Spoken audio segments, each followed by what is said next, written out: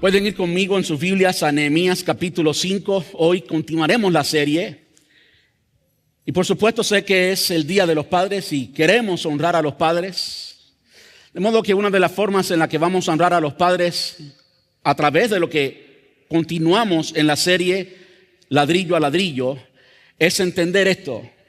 Es entender que lo que vamos a ver hoy fueron mandamientos o fueron principios de nuestro Padre a padres. Es decir, en el Antiguo Testamento, una de las formas de conocer a Dios o una de las formas en las que Dios se dio a conocer es que Él es el Dios de Abraham, Isaac y Jacob. ¿Sí o no? Y eso identifica de una manera muy única al pueblo de Israel, Abraham, Isaac y Jacob. Y en esencia estamos hablando de que el Padre Celestial le estaba hablando a generaciones de padres, ¿verdad? Y Dios se honra en llamarse a sí mismo Padre de padres. Así que Padre que estás en este lugar, tú tienes muchos enemigos. Algunos están en el interior, algunos son parte de tu carácter, pero tienes muchos afuera. Tienes a Satanás como enemigo. Tienes tantas cosas en tu contra, pero tienes a alguien más grande. Dios se honra en llamarse Dios de padres. Dios está con cada padre en este lugar para hacer cumplir su plan y su propósito en cada uno de nosotros y en cada una de nuestras vidas. Le da un aplauso fuerte al Señor. Sí, Señor. Padre, te damos gracias por darnos la oportunidad de estar aquí hoy. Sabemos que a ti te place ver a tus hijos juntos en armonía, alabándote y adorándote, Señor. Y tu palabra dice que allí tú envías bendición y vida eterna. Hoy hay bendición en esta casa. Hoy, Señor, estamos en la casa de papá, en tu casa. Y queremos disfrutar, Señor, todas tus bendiciones. Ruego por cada persona en este lugar, hombre, mujer, pero ruego especialmente por padres que están en este lugar y quizás por ser hombres no compartimos tanto, no nos abrimos de igual manera a las mujeres, pero hay muchas peticiones en nuestros corazones. Hay muchas cosas que solo tú sabes. Hoy, Señor, presento cada una de ellas delante de ti y ruego que lo que tú dijiste, que esa bendición estaría con nosotros, que eso sea visible, que todos puedan ver tu bendición sobre nosotros, sobre cada uno de tus hijos, padres, que estamos en comunión contigo como hijos, Señor. En el dulce nombre de Cristo Jesús, pedimos esto y te damos muchas gracias, papá. Amén y amén. Bueno, vamos a ir a la palabra de Papá Dios y vamos a ver lo que Papá Dios quiere decirnos a nosotros, sus hijos, hoy. Todos, hombres y mujeres. Y está en Nehemías capítulo 5, versículos desde el 1 hasta el 19. Este es uno de esos capítulos y esta es una de las razones por la cual me encanta hacer estudios expositivos en la Biblia. Es decir, a la hora de predicar el domingo, hacer un estudio expositivo. Y expositivo significa verso por verso. Usted está preguntándose, pastor, ¿no es lo que estamos haciendo? Entiendo, no es lo que estamos haciendo porque no estamos verso por verso a través de todo el libro, pero sí pasamos capítulo por capítulo y tomamos la idea central de cada capítulo. El capítulo de hoy es uno de esos capítulos que cualquier predicador hubiera querido evitar y no hablar de temas conflictivos y temas que es difícil verlos desde una perspectiva edificante. Pero algo que tenemos que entender es que si Papá Dios en su sabiduría como Dios y como Padre, porque no es por gusto que Él se llama Padre, ¿ok? Si Papá Dios en su sabiduría como Padre y como Dios nos dio estas instrucciones y las preservó a través de miles de años, yo creo que merece que le prestemos atención y que Él nos quiere comunicar algo muy importante. ¿Estamos de acuerdo? Es decir, si no fuera tan importante, no estuviera el capítulo 5 de Nehemías allí donde está. Yo creo que es importante. Y tiene que ver con no solo construir muros, Nehemías nos habla de cómo se reconstruyeron los muros de Jerusalén, sino también construir relaciones. Quiere decir que en medio de la logística tan grande de reconstruir los muros de Jerusalén con voluntarios y en solo 52 días, usted puede imaginar la dimensión del trabajo y toda la logística que esto implicaba. En medio de todo eso, hay un capítulo entero dedicado a las relaciones. Y cualquiera puede pensar, ¿cómo puede ser que en medio de un proyecto tan grande, un proyecto de construcción, fuera necesario dedicarle tanto espacio o tanto tiempo a hablar de relaciones? Bueno, así de importantes son las relaciones.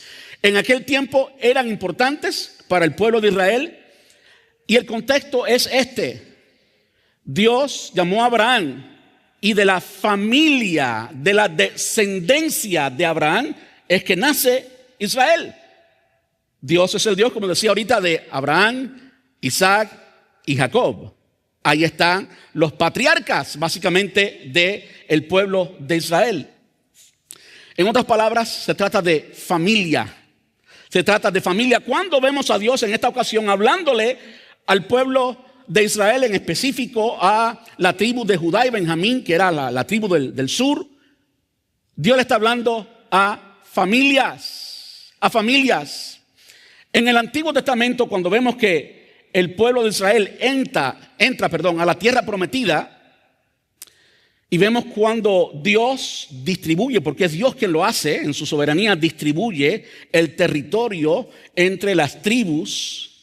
Dios le dice a la tribu de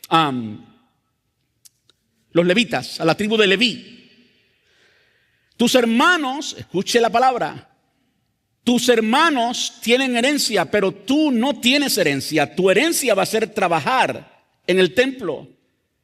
Y tus hermanos van a dar el 10% y tú vas a vivir de eso.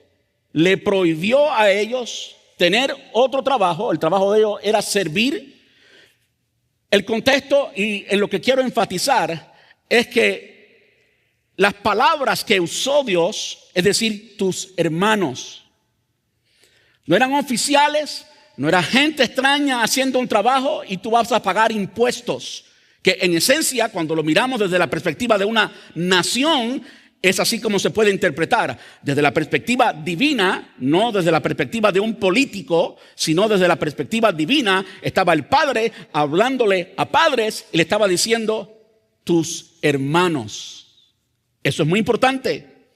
Eso es muy importante porque es la perspectiva divina y tiene mucho que ver, por supuesto, por eso lo estoy diciendo, con el sermón de hoy.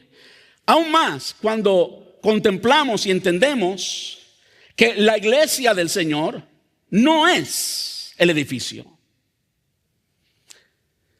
Los judíos, yo creo que el hombre en general, el ser humano en general, le presta quizás demasiada importancia a las estructuras visibles como un edificio. Tanto así que aún dentro de la iglesia, sabemos que es teológicamente incorrecto decir vamos a la iglesia, pero el lenguaje está tan intrínsecamente dentro de la forma en que cada uno de nosotros pensamos que simplemente para evitar mucho decimos vamos a la iglesia y todo el mundo entiende lo que queremos decir. Pero al final no existe tal cosa como ir a la iglesia. La iglesia se reúne en un edificio. Quiere decir que la iglesia es la gente, el pueblo. La iglesia es los hermanos. Eso es la iglesia. El mundo quizás a veces mira a la iglesia y nos considera un poco religiosos porque el lenguaje que usamos en la iglesia es hermano y hermana. Y quizás para ellos puede tomar un tono simplemente religioso y se convierte en palabras religiosas hermano o hermana. Pero para nuestro Padre no es un término religioso. En realidad, en verdad, en efecto, somos hermano y hermana. Somos la familia de Dios. Qué bueno que somos la familia de Dios. Amén. Entonces, con más razón podemos ir a la palabra de Dios y aprender de esto. No se trata del edificio que podamos construir. Gracias a Dios por el edificio. Personas que dicen, el edificio no es importante, vamos a reunirnos debajo de una mata. Bueno, si usted quiere reunirse debajo de una mata, vaya debajo de una mata y cuando llueva, pues usted se va a mojar. Y buena suerte si van a venir padres en el medio del verano, en Florida, a las 12 del mediodía, a reunirse debajo de una mata. Quizás podamos hacer algo un poquito mejor y construir un edificio. Y entiendo 100%, no vamos a darle al edificio el centro de la importancia y la razón por la que estamos aquí y que todo gira alrededor del edificio, porque la iglesia no es el edificio, es solo un instrumento para que usted y yo nos sintamos bien. Pero al final, el edificio en el que Dios habita somos nosotros. Nosotros no somos religiosos. Yo creo que el pueblo judío se convirtió muy religioso. Hasta el día de hoy, muy religioso, especialmente aquellos que no tuvieron el discernimiento espiritual, no les fue dado ver a Jesús como lo que Jesús es y continúan hasta el día de hoy siendo muy religiosos. Nosotros entendemos que el edificio no es lo más importante. Ya que estamos hablando de Nehemías, de Jerusalén, de edificio, de reconstruir murallas y hoy nos encontramos hablando de relaciones, permítame decir que fue elección y sabiduría divina elegir que Él habitara en cuerpos humanos. Lo que el Nuevo Testamento enseña es que nosotros somos el templo de Dios, que Dios no habita en templos hechos por mano de hombres, sino que Dios habita en el cuerpo humano de su cuerpo, la iglesia. Dios habita en cada uno de nosotros y eso es importante. Aún el día de hoy vamos a Jerusalén hablando de ladrillo a ladrillo y vamos al muro de los lamentos y encontramos allí un lugar donde todo el mundo ora, donde lo consideramos importante y es importante. No quiero restarle importancia porque es una imagen visible del pacto de Dios con su pueblo y del templo. El templo estaba allí cerca, es una de las paredes en las afueras. Pero entienda esto, el Señor Jesús, el tiempo que estuvo en su ministerio público, estuvo en el templo 2 veces para limpiarlo y 1 vez cuando niño. Y el templo no se convirtió en el lugar donde a él le gustaba orar. Él oraba en Getsemaní. Él oraba, debajo de los árboles. Entonces, vamos a quitarnos la mentalidad de religiosa y vamos a darle importancia a lo que tiene importancia. ¿Qué tiene importancia? Nosotros. La iglesia es el cuerpo de Cristo, es la asamblea. Eclesía significa asamblea de redimidos. Significa nosotros la iglesia, la familia de la fe. Tenemos que estar conectados. Y una de las cosas que yo hago mucho énfasis en nuestra iglesia es precisamente en eso. En no vivir vidas desconectadas y que esto no se convierta en un show al que venimos los domingos y pensamos que al venir los domingos a la iglesia cumplimos con la ley de Dios porque vinimos al show del domingo, aprendimos, cantamos y ahí terminó todo. No, la iglesia tiene que ser relaciones. Y si usted es consciente, si usted es realista, sabe que en las relaciones entonces comienzan los conflictos. No es casualidad, cuando vamos a el libro de Nehemías, vemos el capítulo 3, precioso, reitero que es mi capítulo favorito del libro de Nehemías. Todo el mundo, sin importar títulos, todo el mundo trabajando en la obra de reconstruir el muro. En el capítulo 4, lo que vimos la semana pasada, vemos la agresión de afuera, obstáculos de afuera, problemas, enemigos de afuera. Y vemos cómo el pueblo responde, y el pueblo responde con, en una mano, una lanza y en la otra la pala, vigilando y trabajando.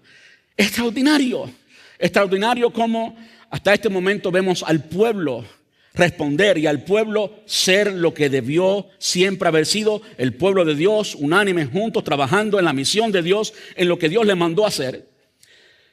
Pero no es sorpresa que después de ver todo eso, y el enemigo externo, Sanballat y Tobías y todo lo que estaba en contra de Nehemías y de la construcción, no tener éxito, ahora Satanás, porque él es astuto, él no es sabio, pero es astuto, entonces usa una estratégica. ¿Qué pasó conmigo hoy? A ver si oren por mí, a ver, oren por mí. Entonces usa una estrategia diferente y en mi opinión más eficiente. Y es los enemigos internos. Todos sabemos lo que está sucediendo en Israel, Irán, la implicación que eso tiene en el mundo entero, porque tiene implicación a nivel mundial y mucha relación con lo que sucede en nuestra nación, la relación entre Estados Unidos, Israel y demás. Y Bukele, sí es cierto, porque hoy en día no se puede asumir que todo lo que uno lee es cierto. Yo a veces tengo que ir y escuchar a la persona hablarlo. Y aún así sabemos que la inteligencia artificial puede también copiar eso. Es difícil hoy determinar si los recursos son fidedignos, ¿verdad? Pero creo que es fidedigno lo que leí y estaba leyendo que Bukele estaba diciendo que Estados Unidos, por ser tan potente, tan fuerte, tan grande, no se puede destruir desde afuera. Tiene que ser destruido desde adentro. Y es lo que vemos que está pasando en varias formas. No quiero entrar mucho en términos de política y demás, pero en la iglesia ocurre exactamente igual. Es historia. En el libro de Nehemías lo podemos ver muy claro. Quiero leerles rapidito Nehemías capítulo 5. Intentaré leerle todo el capítulo. Dice: en esos días algunos de los hombres y sus esposas elevaron una protesta contra sus hermanos judíos. Hombres, esposas contra hermanos. ¿Lo estamos viendo? El ataque de adentro. Decían: nuestras familias son tan numerosas que necesitamos más comida para sobrevivir. Otros decían: hemos hipotecado nuestros campos, viñedos y casas para conseguir comida durante el hambre. Otros más decían: para poder pagar los impuestos, tuvimos que pedir dinero prestado dando nuestros campos y viñedos como garantía. Pertenecemos a la misma familia de los que son ricos y nuestros hijos son iguales que los de ellos. Sin embargo, tenemos que vender nuestros hijos como esclavos solo para conseguir lo necesario para vivir. Ya hemos vendido algunas de nuestras hijas. Y no hay nada que podamos hacer porque nuestros campos y viñedos ya están hipotecados a otros. Cuando oí sus quejas, me enojé muchísimo. Después de pensarlo bien, denuncié a esos nobles y a los funcionarios y les dije: ustedes perjudican a sus propios parientes al cobrar intereses cuando les piden dinero prestado. Entonces convoqué una reunión pública para tratar el problema. En la reunión les dije: estamos haciendo todo lo posible para rescatar a nuestros parientes judíos que han tenido que venderse a extranjeros paganos, pero ahora son ustedes los que los someten a esclavitud. ¿Cuántas veces tendremos que redimirlos? Ellos no tenían nada que argumentar en su defensa. Entonces insistí: ¿no está bien lo que ustedes hacen? ¿Acaso no deberían andar en el temor de nuestro Dios para evitar que ¿Acaso no deberían andar en el temor de Dios para evitar que nos pongan en ridículo las naciones enemigas? Yo mismo, al igual que mis hermanos y mis trabajadores, he estado prestando dinero y grano al pueblo, pero ahora dejemos de cobrarle intereses. Devuélvanle hoy mismo sus campos y viñedos, sus olivares y sus casas. Además, devuelvan los intereses que cobraron cuando prestaron dinero, grano, vino nuevo y aceite de oliva. Entonces ellos respondieron: devolveremos todo y no le exigiremos nada al pueblo.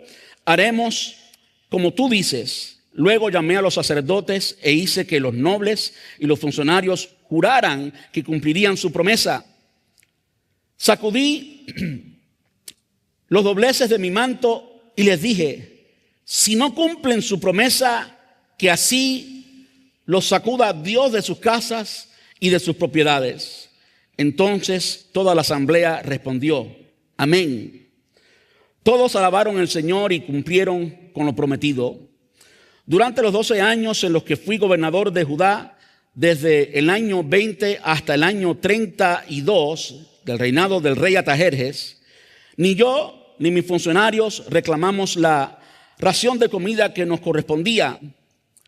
Los gobernadores anteriores, por contraste, impusieron pesadas cargas al pueblo al exigir una ración diaria de comida y vino, además de 40 piezas de plata.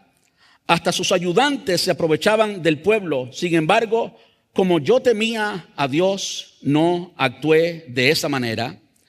También me dediqué a trabajar en la muralla. Interesante, Nehemías, el director, estaba también trabajando en la muralla.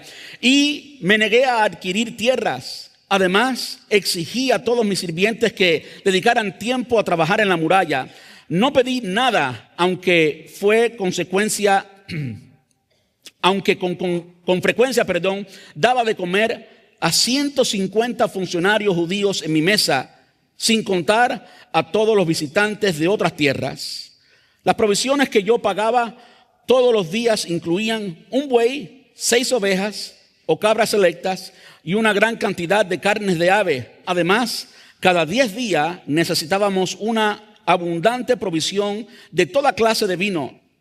Sin embargo, rehusé exigir la ración que me correspondía como gobernador porque el pueblo ya tenía una carga pesada. Oh Dios mío, acuérdate de todo lo que he hecho por este pueblo y bendíceme. Y así termina el capítulo 5 de Nehemías.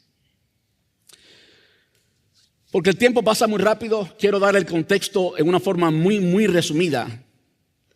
Como podemos ver en la lectura del capítulo 5, aunque construyeron una muralla solamente en 52 días, él habla de 30 años y demás, de modo que no es que el hambre se produjo en solo esos 52 días, ya habían tiempo de antes y tiempo después, había hambre.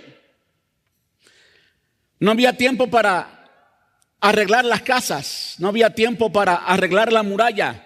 Y quizás cuando usted sabe que un pueblo tiene hambre, cuando lo más básico, el alimento, escasea, ¿qué es lo primero que uno sacrifica? Todo lo otro. Lo último que uno sacrifica es el alimento porque es lo más básico para sobrevivir. Y estas eran las condiciones. En otras palabras, habían llegado a lo más bajo. Ya no les importaba nada y eso explica la condición de la muralla. Había mucha hambre. Ahora es interesante cuando alguien lee el capítulo 3 y parte del capítulo 4 y ve al pueblo de Israel y ve los funcionarios y los sacerdotes. Estamos hablando de un pueblo natamente religioso. Los sacerdotes eran los dirigentes del pueblo, eran los políticos del pueblo.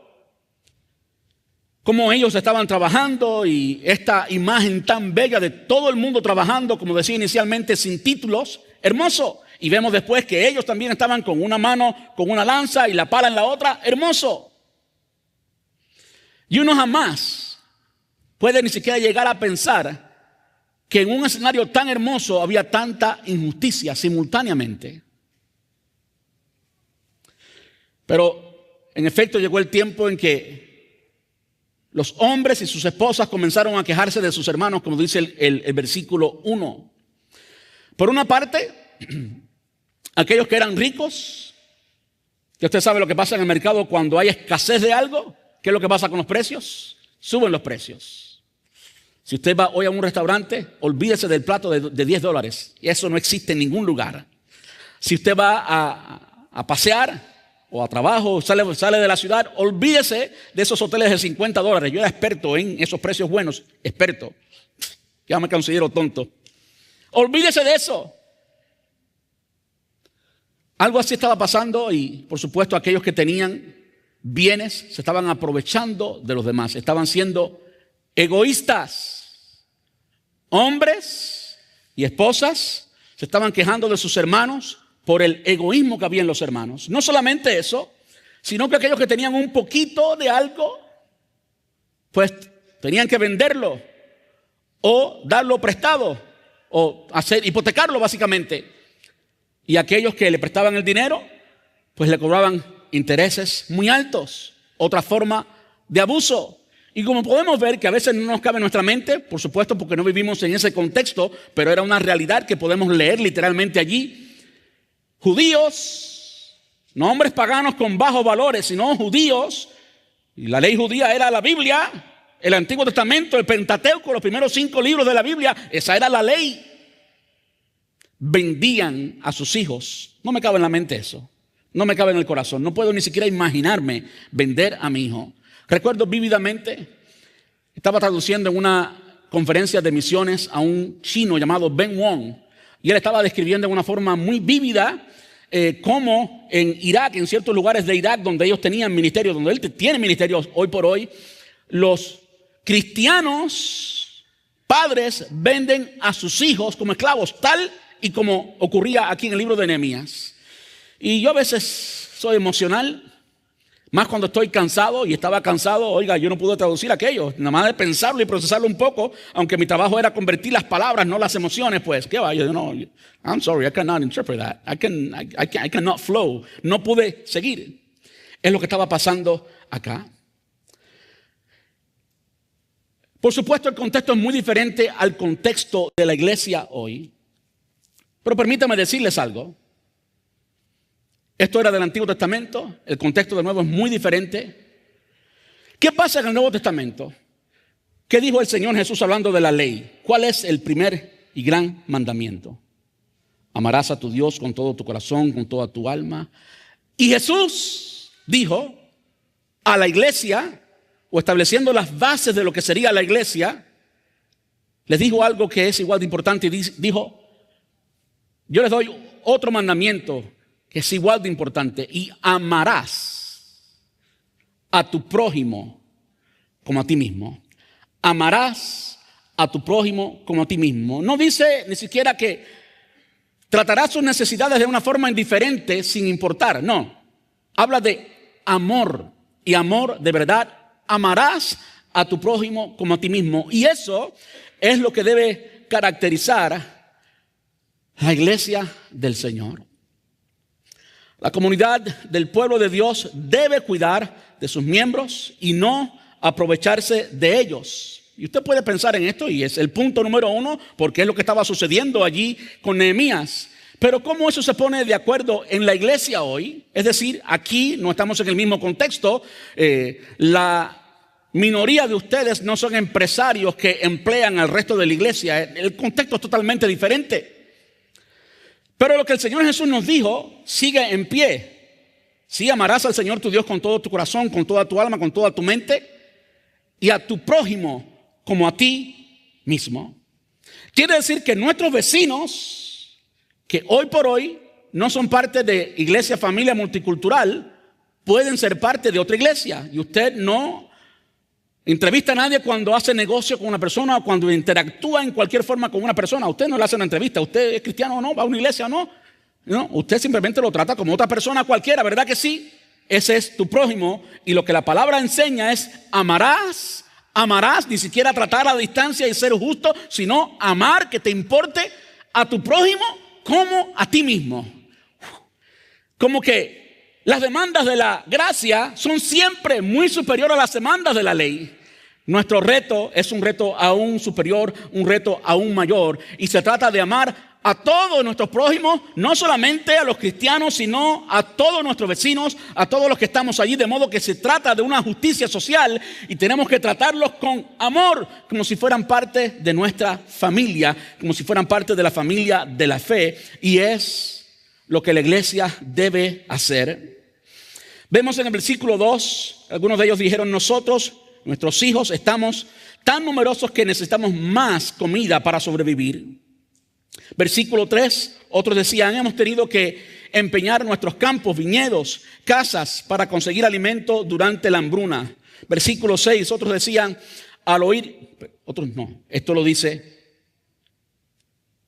Nehemías, versículo 6, al oír sus quejas me enojé mucho.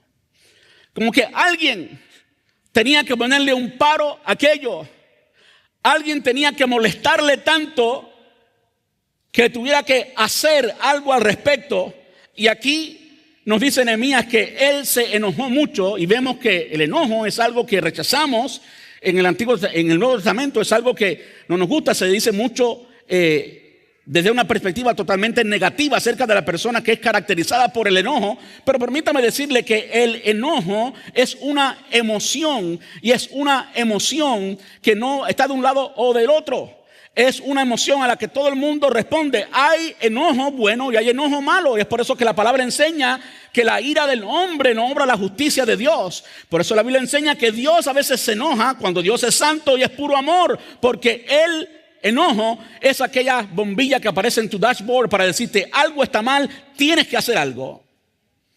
Entonces cuando se prende esa bombilla, tú no la destruyes, tú haces algo positivo y constructivo para arreglar el problema, ¿verdad que sí? Y eso es el producto positivo del enojo. Es decir, cada uno de nosotros debiera estar enojado suficiente para hacer algo positivo y constructivo cuando vemos que algo anda mal. Amén. Todos y cada uno de nosotros debemos hacer algo positivo y constructivo. Debemos estar suficientemente enojados para hacer algo, reitero, positivo y constructivo para arreglar el problema. El problema, de hecho, es que muchas veces no nos enojamos suficiente y tenemos una vida tan pasiva y pensamos que dejar que todo continúe mal está bien. Pero vemos aquí que no es lo que Dios quiere hacer. No es lo que Dios quiere hacer. Cuando el apóstol Pablo escribió a los cristianos de la región de Galacia, le dice: compartan las cargas de los demás. Y de esa manera, compartiendo las cargas de los demás, de esa manera obedezcan la ley de Cristo. ¿Qué es lo que está en el corazón, o qué es lo que estaba en el corazón de aquellos judíos que estaban oprimiendo a los otros? Egoísmo. Egoísmo, egoísmo. Hoy por hoy, hablando de relaciones en la iglesia del Señor, ¿qué es lo que destruye relaciones? Estar enfocado solamente en mí. Egoísmo, egoísmo, egoísmo. Compartan las cargas de los demás. Es dejar de ser egoístas. Es que nos importe tanto la vida de otro creyente, tanto que lo conozcamos, y lo conozcamos también que sabemos lo que necesita, y entonces podamos hacer algo positivo, algo constructivo y llevar sus cargas. Gálatas capítulo 6 y versículo 2. Interesante que el apóstol Pablo, cuando le escribió a esta región y las iglesias de esta región, le estaba diciendo que esta es la manera en la que obedecemos. No decimos que, no actuamos de una forma religiosa. La forma de obedecer la ley de Cristo es eso, es haciendo, es amando en efecto. ¿Ok? En el libro de los Hechos, Lucas está narrando la vida de la iglesia primitiva a los griegos, y cuando escribe a su amigo Teófilo, capítulo 4, versículo 35, describiendo cómo era la vida de los creyentes, dice que a cada uno se le daba lo que necesitaba. Pensemos por un momento. A cada uno se le daba lo que necesitaba. Quiere decir que aunque había una forma de gobierno, ¿verdad?, fuera de lo que era la iglesia, aquí está hablando única y exclusivamente de la iglesia, cómo era la vida de la iglesia primitiva. La iglesia tenía suficiente para darle a cada uno de los de la iglesia según necesitaba. No había necesidad ninguna en la iglesia. ¿Por qué no había necesidad ninguna en la iglesia? ¿Porque Dios hacía un milagro todas las mañanas y había el dinero suficiente en la cuenta de banco para suplir de todo en la iglesia? No. Había suficiente en la cuenta de banco de la iglesia porque el corazón de cada creyente estaba lleno de generosidad. No había egoísmo. El egoísmo es siempre el enemigo número uno para todo tipo de relación. En la relación matrimonial, el egoísmo es el enemigo número uno.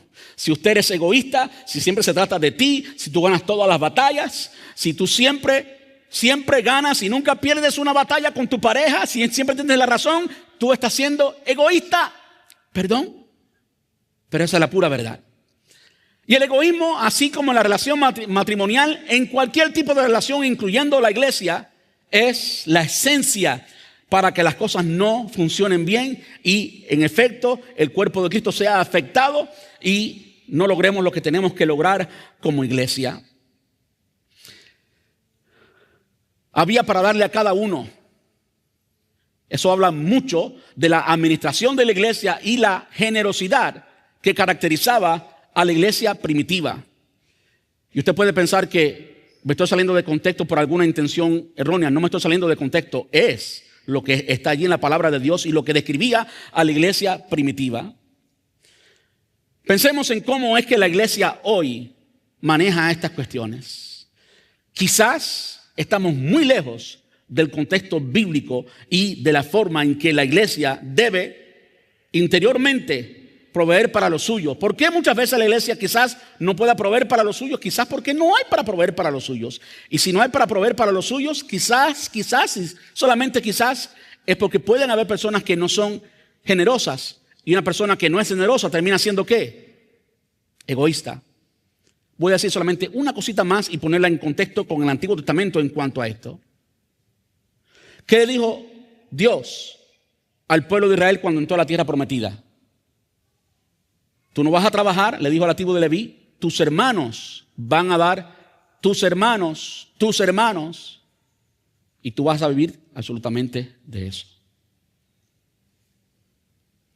Esa es la forma que históricamente Dios ha operado con la iglesia. ¿Okay? ¿Qué podemos o qué debemos hacer la iglesia? Atender a las viudas, atender al pobre, es parte de lo que es parte de la iglesia. No es una forma de taxación judía, política para un pueblo único. Se trata de economía de iglesia. La economía del pueblo de Dios está allí. Ahora, esto de ser avaro o de no compartir o de ser, ¿cuál es la palabra que dijo ahorita? Egoísta. Gracias. Es una de las formas en que se manifiesta el egoísmo. Se manifiesta en muchas otras formas. Vamos a lo que continúa. Vamos a la necesidad de la confrontación. La confrontación valiente ante la injusticia es una expresión de amor y liderazgo piadoso. Dice el versículo 7, así que convoqué a una reunión pública para tratar el problema. Ningún problema se resuelve ignorándolo. Ningún problema se resuelve ignorándolo. No, ni en el pueblo de Dios, ni en el pueblo no de Dios. Ningún problema se resuelve ignorándolo. Hay que ponerle una solución. Tenemos que nos importe tanto que hagamos algo al respecto. No solamente cruzar los brazos y dejar que alguien lo haga. No, tenemos que amar a nuestro prójimo como a nosotros mismos. Y tenemos que hacer algo al respecto. Y esto fue precisamente lo que hizo Nehemías. Convocó una reunión para tratar el problema. Dice el versículo 9, lo que ustedes hacen está mal. ¿Acaso no deberían mostrar el temor de Dios y evitar que nuestros enemigos se burlen de nosotros? Versículo 9. Y claro, yo estoy leyendo esto hoy y esto es una lección quizás para el liderazgo.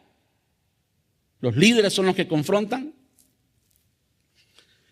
Pero yo quiero animarte hoy a pensar en esto en una forma colectiva y en una forma que colabore, en una forma que construya el reino de Dios. Y esto se maneja en cualquier tipo de relación. De nuevo, en su relación matrimonial, familiar, en los grupos pequeños y en la iglesia en general. En mi experiencia, usted confronta a alguien y ya usted sabe si sus colores son reales o no. Cuando usted confronta a alguien, es cuando usted conoce el carácter de la persona. No cuando todo está bien. ¿Sí o no? Miren, los novios, cuando todo está bien y son novios, ¿qué pasa? Todo está bien. Escobita nueva barre bien. El novio te va a decir que sí siempre. El novio no vio y la novia no ve tampoco. En esa etapa pues todo es color de rosa, todo es tan lindo, hasta que hay una confrontación. Quiero decirle algo, si no hay confrontación, no hay madurez, no hay crecimiento. Si no hay confrontación, no hay madurez, no hay crecimiento. El amor verdadero, la relación sólida, es aquella relación en todo el ámbito, no solamente matrimonial, familiar, en la iglesia también. Cuando una relación ha pasado por varias confrontaciones y se han vencido esas confrontaciones, entonces eso es una relación sólida. Y si no, pregúntale a mi esposa. 19 años, ¿saben que hace mucho? 19 años de matrimonio. ¿Cuántas veces no hemos tenido confrontación en el matrimonio? ¿Saben qué ha pasado? Que todas esas confrontaciones han hecho más fuerte nuestro matrimonio, mucho más fuerte. De modo que hoy, como le compartí a alguien, mire, si no me dio tiempo pelarme para ir a la cena de matrimonio, de aniversario, no importa. Y si termino yendo a McDonald's, realmente, no la llevé a McDonald's, by the way, a un lugar bueno. Eso realmente no importa, porque ya nuestro matrimonio ha estado sólido y se pasan esas tonterías así por así, La llevé a un lugar bueno. El primer lugar no me gustó y terminamos tomando postre en Burns Steakhouse. El postre nomás. Muy bueno. Voy a tener que pedirle a ellos que me den me recompensen por eso. Jugando, por supuesto. La confrontación es necesaria. Si no hay confrontación, no hay madurez. ¿Saben qué dice la Biblia? ¿Qué dice un proverbio? Corrige al sabio y te amará. Corrige al necio y te odiará. ¿Eres sabio o eres necio?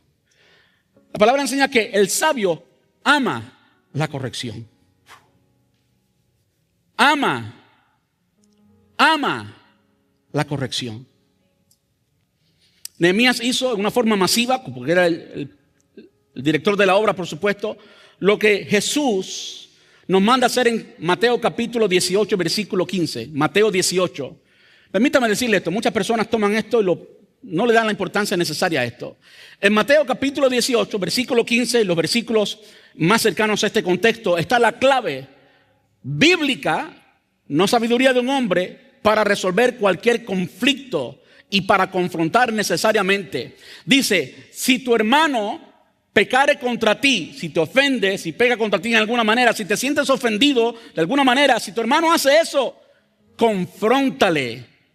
No te eches para atrás, no rompas la relación, no te quedes callado y herido y salgas por ahí hablando peste de todo el mundo. No. Si tu hermano pecare contra ti, confróntale estando tú y él solo. Nos dice qué hacer claramente y la respuesta es confrontar. Ahora nos dice cómo confrontar. Estando tú y él solo, en privado. Y después habla de la intención. Si te oyere, has ganado a tu hermano. La intención, el fin, la motivación, donde tiene que estar el corazón es ganar al hermano. Es restaurar la relación. Si usted entra en cualquier conflicto, si usted confronta a alguien solo para demostrar que tienes la razón, tendrás la razón, pero perdiste la batalla porque no ganaste a tu hermano. Tenemos que planificar bien las palabras. Si te oyere. Óigame, para cuando usted confronta a alguien y esa persona te escuche realmente, usted tiene que planificar muy bien sus palabras, tiene que planificar muy bien cómo lo va a comunicar, tiene que planificar el tono. Y ya el Señor nos dijo que era en privado. Ahora tenemos que comunicarlo en una forma que ganemos al hermano, porque ese es el propósito. El propósito no es discutir, no es dar a conocer mi justicia, porque tu justicia puede tener una perspectiva, pero quizás cuando hables con la otra persona y te abras y vamos a razonar como hermanos que somos por la relación que tenemos, entonces vas a conocer la perspectiva del hermano. Y si tú no estás siendo egoísta, entonces quizás abras tu corazón a cómo el hermano o la hermana se siente y comiences a validar. Pero el fin es ganar al hermano. No es romper la relación, no es irte de la iglesia, no es hablar de nadie, es construir. Como dice Efesios capítulo 4, toda palabra que salga de nuestra boca sea para la edificación. Toda palabra que salga de nuestra boca sea para la edificación. Tenemos que construir más. Tenemos que ser intencionales en construir y no en destruir. Y si por nuestra formación, nuestra cultura, nuestro ADN o la razón que sea, por defecto, lo que hacemos es destruir con nuestras palabras, tenemos que cambiar un poquito las palabras. Ahora, no el contenido. ¿Qué fue lo que dijo Nehemías aquí? Lo que ustedes hicieron está mal. Algo que me encanta de Jesús, en su amor, Jesús también fue confrontativo. Y cuando tenía que decirle algo a alguien, mire, se lo decía, pero siempre demostraba su amor al mismo tiempo. Yo creo que eso es lo que la iglesia debe de hacer. Primera Timoteo capítulo 5, versículo 20 dice: a los que pecan, repréndelos delante de todos para que eso sirva de fuerte advertencia a los demás. Esa es la base para la disciplina en la iglesia. ¿Cuántos se acuerdan de eso, de ese tipo de dinámica en una iglesia? La disciplina. A los que pecan, repréndelos delante de todos para que eso sirva de advertencia a los demás. Imagínense. Yo quiero que entiendan esto. Nuestro Padre, Abba Padre, Papá, Papito, está en el cielo. Y nosotros somos sus hijos. Y cuando la relación entre hijos no está bien, Papito sufre. Papito sufre. Esto es importante, muy importante. Muy importante. Las soluciones que el mundo ofrece hoy no pueden ser las soluciones de la iglesia. Punto número 3, muy rapidito. La restauración verdadera implica acción, no solo palabras. Es decir, en el versículo 11 vemos cuando ellos mismos dijeron: hoy mismo deben volverse o deben devolverle sus campos, sus viñedos, olivares y casas, también el interés que cobraron. Versículo 11, Nehemías 5:11. En el versículo 12 vemos que los sacerdotes juraron hacerlo. Eso es verdadero arrepentimiento. Cuando hay una confrontación con una buena intención, medimos bien las palabras y somos reales, no evadimos el tema, sino somos reales. Si el amor de Dios está, si hay amor de Dios y no egoísmo, inevitablemente va a venir como consecuencia el arrepentimiento, ya que vemos un arrepentimiento genuino. Genuino, como dijo Jesús en Mateo capítulo 13, versículo 8, demuestren, no digan, demuestren con su forma de vivir que se han arrepentido de sus pecados y han vuelto a Dios. Demuestren. Y vemos en Zaqueo, aquel publicano, cobrador de impuestos, ladrón, en otras palabras, que se encontró con Jesús. Era un pequeñito, más pequeñito que yo. En la multitud no podía ver a Jesús, se tuvo que subir en un árbol. Y cuando se encontró con Jesús, el cambio fue tan radical que él dijo, nadie tuvo que decirle nada, él dijo: yo voy a devolverle 4 veces lo que he robado a aquellos que le he robado algo. Zaqueo. Eso es un arrepentimiento genuino. ¿Puedo decirle algo, iglesia? La iglesia de Jesús hoy, a nivel mundial, no solamente iglesia, familia multicultural, toda iglesia, les garantizo esto, toda iglesia pasa por estos problemas, los problemas internos. El mayor enemigo de la obra de Dios no siempre es de afuera, sino de adentro. Y la forma en la que podemos solucionar eso es cuidar a los hermanos, no explotar, no ser egoístas, ser justos, confrontar y restaurar con hechos, no solo con palabras. En promover la restitución, en reconciliar, en construir y no destruir.